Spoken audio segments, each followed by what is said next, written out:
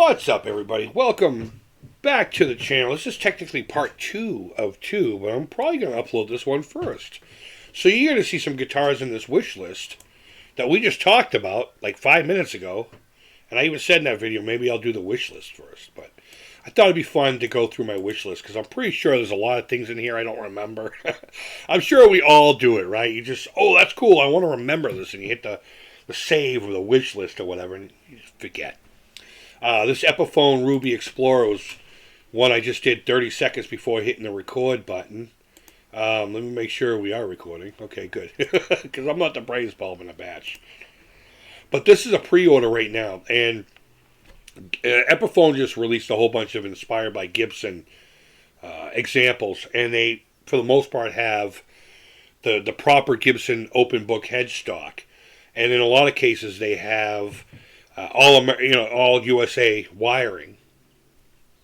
However you want to look at that, the Les Pauls and stuff have actual 50 spec wiring, as well as their custom buckers, which are $500 a set, and then you have the SG custom, which has 3 pickups. So you're looking at what, $5, $6, $7, $750 in pickups alone. So, and they all come with hard shell cases. I don't know what this one does. I don't think anything in this price does, but all the ones that are above $1,000, and they're part of that, inspired by.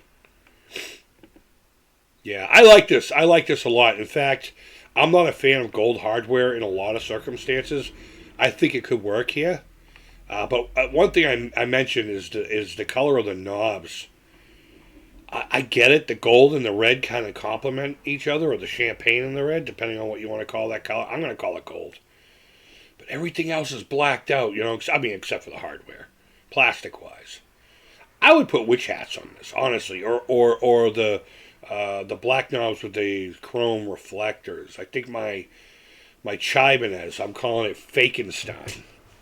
And you'll see why once I get the money to buy parts for it.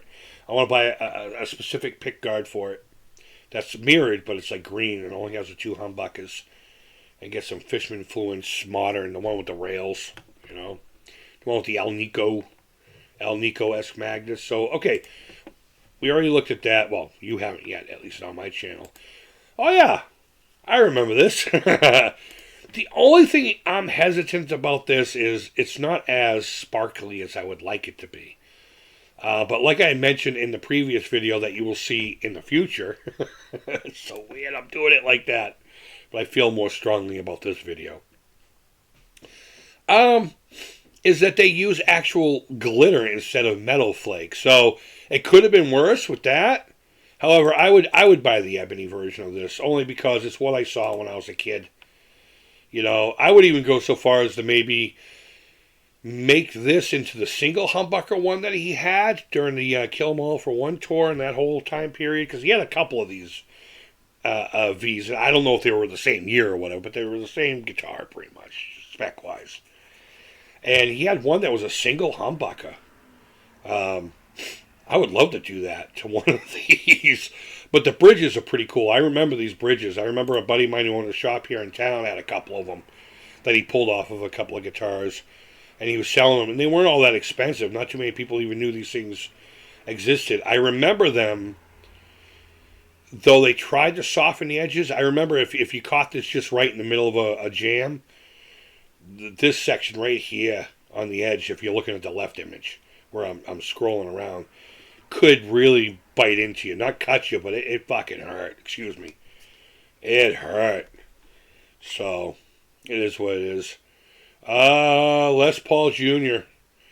We've talked about my late 50s Les Paul Jr. that was supposed to be mine, but me and my buddy could just never meet up to make it happen.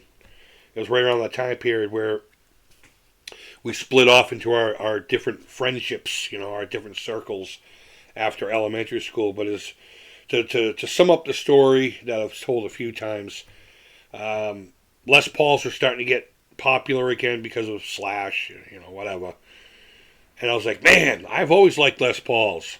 I wish I had one. And my buddy's like, I think my grandfather has one in his closet. And his grandfather's like, oh, I forgot I had that. Yeah, keep it, to my friend. And my friend let me have it, borrow it for I had it God, I don't remember. It was a long time. And it was beautiful. It didn't have a lot of check-in, didn't have a lot of aging at all. It was in really great shape. It was dusty, and some of the components had a little bit of rust on them from time, but overall, it was in really nice shape. But I didn't have the respect for it then. You know, remember, the other guitar I had was a Model 4 Charvel. I think I had my 84 Explorer around that time, too. No, I didn't get that until high school. Somewhere between junior high and high school. And this was all junior high. And then eventually the headstock got taken out by a treadmill. So this is one of my dream guitars. And what's good about that is it's still somewhat affordable for me. And the reason I like Zzounds, by the way, is this no credit thing here. My credit is jacked up from just, bad luck over the years. I've been homeless a few times, and a lot of it revolves around a certain garnishment I have for certain beings that I have created. And I don't like to complain about it because I agree that I should pay it. I'm not against it. It's just, unfortunately, in a lot of cases, it has caused me to be homeless. I lost a marriage because of it. I had a child before. So, and now I have double the dose of child support. So, I don't know. I put this here as kind of a dream building kind of situation. I suppose once I get back on my feet, I'm taking a little bit of time for my health and fix a few things that I've let go, both mentally and physically. I mean, I gotta lose weight, and I gotta stop eating like an asshole. I have type 2 diabetes now because of it. My doctor says if I just smarten up, I can get rid of it. So, oh my God. We talked about in the previous video, which you'll see in the future, how when Epiphone does this finish, it's just way too dark and it just doesn't look nice. I don't think anyway. But look at that. Oh my God, that's so gorgeous. I even like the sunburst. This is a little too clowny for me. I would like it to be a little more faded or darker.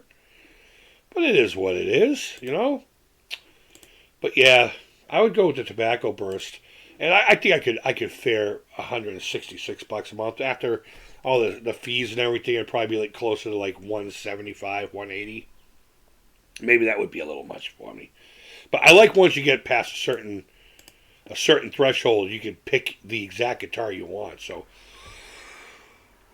which if you just look at this top row here, I mean, there's drastic differences between all three of them in wood grain, the strength of the burst. Pretty cool stuff, man. I miss having a Gibson Les Paul. I really do. I sold mine to have spending cash at Disney last year, this time, as a matter of fact. So, it is what it is. But I bought a few guitars from them, so now I have the entire Marriott of options here. And I like that Gibson likes to just push things out and allows them to do the 18 months because they know that's the only way I'm going to be able to afford it. I don't know if I'd want to spend $2,000 on a studio, modern or not. These things are spec'd out great. I mean, they do have binding, believe it or not, on the neck. It's just black. I believe these are ebony, the return to ebony. It's got the pearloid, I'm going to say. Could be real pearl. I don't know on this one. I know on the new Epiphones they're real pearl, but it is what it is. You got your standard stuff here. I love this finish. I really do. I think with a cream binding, if I were to own this guitar and keep it for a while, I would eventually professionally have someone put cream binding on it for me. I think that would look slick. I would not change this. I would keep the studio moniker on it. I'm not... Oh, I never realized that. Does new studios have a pearl? Oh, that's beautiful. I've never owned a Gibson with a pearl logo. I'll just say that. Every one I've had has had the gold silkscreen, and I'm fine with that, but what a gorgeous finish, right? What do they call it? Smokehouse, right? Yeah, Smokehouse. They also have like a whiskey burst or something like that. Incredible. We're not going to look at this. This is just basically a pedal with a lot of David Gilmour stuff in it. So one of the things I did talk about in the other one, I've been looking at Schecters a lot lately. I think what my next guitar has to be is something like this, and that's what Fakenstein, my Chibanez 7-string, is probably going to become. But a hot-rodded machine like this. Now, this one in particular, excuse me, I still have a cold. And I don't edit these style of videos, so you just have to deal with it. I'm hearing that these ones aren't worth this price. I don't know. I could go either way on it. I was originally looking at this finish, but this is the one everyone seems to go for. So I do like this. If you haven't seen a lot of my guitars, I tend to like these bursts, these darker bursts, just as long as they're not too strong of an edge. But this is actually pretty cool too. I don't know if I would get this bad, Larry, but I would definitely upgrade that bridge. I'd go to a hip shot or something like that. But locking tuners if it doesn't have it already. Let's see. I don't remember. Yeah, these just the appointments on this versus other options out there for the same price. I don't think they equal. I think this is a great used platform to buy at that 250 to 300 range. But I think once you start getting in the 450, I think you've lost me. This is a little too out of my wheelhouse right now as far as flavor. But you can't deny how sexy that is. I think the only thing that really bugs me is the fretboard inlays. I dig what they're going for, and check this out. I like purple guitars. I'm really big. As a matter of fact, my buddy's guitar, who I'm refinishing his bass, I'm doing a purple burst with don't tell him, but I'm going to use this stuff called Black Magic or something like that through Montana. And I'm going to do a burst with that. It's basically a transparent black. But I'm also going to put a lacing over the body and just mist it so you can barely see the pattern of the lace. Kind of like what lowriders do on their hoods and stuff like that. But they do it with like metal flake and pearls, and they make it stand out. But I want it to be very subtle. I don't remember why I put this one here. Maybe because it was still in the same vein of a high performance guitar. Look at those pole pieces. Oh my God. I like this style of bridge better than that other one. It's got a few options here and there that are pretty cool. But that's not a bad option either. So, I don't know. Moving on. This is a great guitar. For the money, $8.99. I believe it's in-house pickups, but they sounded pretty cool. This is your straight, hot-rodded, no unnecessary anything. One volume. What pickup do you want? That's it. That's all you get. That's all you need. That's what we were just looking at. Let's look at Grey Ghost. Not bad. I don't know. These finishes look cool when you first see them, but they don't age very well. They don't age. What was the name of that one company? It began with an O. And they made their biggest thing was shark. They had a shark inlay on them. And they did a lot of fade finishes, almost like Gene Winfield fades. Hopefully some of you know what I'm talking about. The Winfield fade, where it goes from the lower bout up to the horns instead of being a perimeter thing. And they're the ones who pretty much, them and was it Kazel? Whoever took over Carvin. They're both known for doing that, but I don't think those finishes aged very well. I really don't. They force it into a time period, and you're just like, oh, okay. These are the pickups I want to put in my in my Chibanez. I'm surprised I have these in here. Yeah, when I had the Jackson, the Japanese Jackson. Oh, by the way, that's gone. I wanted to get a set of these, a 6-string version, but red. It was going to be sick. But there's just something about these Fluence pickups. They have multiple voicings. And if I remember correctly, this one has a couple extra compared to the normal Fishman Fluence. But I really like the classic tone that comes out of these, but you have to push the pot up. I wonder if there's a way you can reverse that, and when the pot's closer to the body, that's your default sound, and you pull it up to get that modern boost or whatever. Plus, you can split the coils, and I want to say there's an option for phase and not phase. I don't know. I'm sure there's a way to do it. I mean, these are active, but they're not quite like EMG active, and they have a really rad look. I really like this look. I think these would work really well in my 7-string. Be pretty cool. We don't need to look at this. I'm trying to get my hands on one of these. I almost got one for $20, but I just didn't get to it quick enough. The Seymour Duncan psychedelic set. This is what we've been talking about. I've been wanting to put a set of these in my USA made PV. I think these are. I went through a whole lot of pickups and listened to a lot of, and this is what it came down to. It was between this and the Jimi Hendrix, and I thought this one just had a little more, a little more something. I know we don't need that. I don't know. Remember why I put that there? I remember having jazz picks when I was younger and liking them, but then thinking I'm gonna get made fun of on the stage with these, and now it's like all the metal guys use them. Maybe I was fucking on to something. All right, so these are the last offerings. I just put this one here because it was cool, and it was fairly inexpensive. Really nice neck on these. I got to play one at my Guitar Center in Danvers, Mass. And even though this neck looks really white, it didn't. It had that almost ambered lacquer look, the one I played, and the neck felt awesome. What a great guitar this was. The pickups left a little bit for me to be desired, but this one here, I might still get one of these.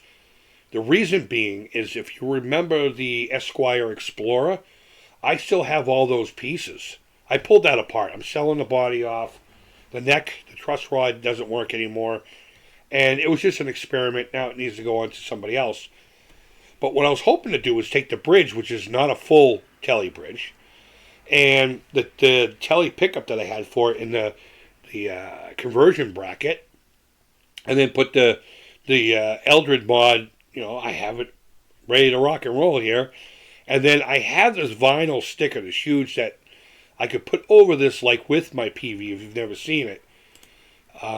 It's the Haunted Mansion wallpaper, the famous purple wallpaper, and I want to make this my excuse me, my Haunted Mansion guitar, I don't know. It's such a cheap model. The quality of everything in here is bare bones. And I get it. It's only $200. What can you ask for with $200? But I already have what's needed to make this thing what it needs to be. And I dig the purple. Again, I love purple guitars. It's just like a lust I have these days. A needless skunk stripe. That's nice to see. But again, I can amber over the neck with that Montana stuff. Did I talk about that here?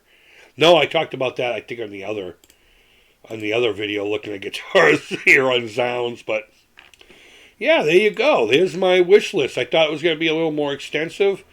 I don't remember this. I'm going to have to look it up. How long ago did I save this one? Oh, okay. That's why I don't remember it. But I must have really liked whatever the hell was going on with this thing to save it. And I'm sure there's a bunch in here that I've punched in and out once in a while. Let's see, Mojo Tone. Oh, I was going to order this along with the psychedelic set. That's what it was. Absolutely. Bet your butt. And then I would put the Gilmore switch on it. The 7-way position switch, if you will. It's basically a switch that turns the neck pickup on no matter what position you're in. So you can have either all three, or you can actually do the neck and bridge, which is you can't do on a typical Strat, a stock Strat. So you can only do the bridge, middle, neck, and then neck. So if you have the option of tapping into the, it's not really a tap, you know what I mean, into the neck pickup, or you could do it with the bridge pickup, and well, however, but the neck pickup is typical. Oh no, maybe it's the center pickup. Whatever it is, one pickup can be turned on. No, it is the neck pickup, because you can't get the neck and bridge without it. So, there you go. That's my wish list. If I were to have the money to buy anything in here right now, with a realistic budget, I would probably just buy this. I would buy this and enjoy the hell out of it. I really want a Les Paul Jr. The Epiphone one, just for fun, let's...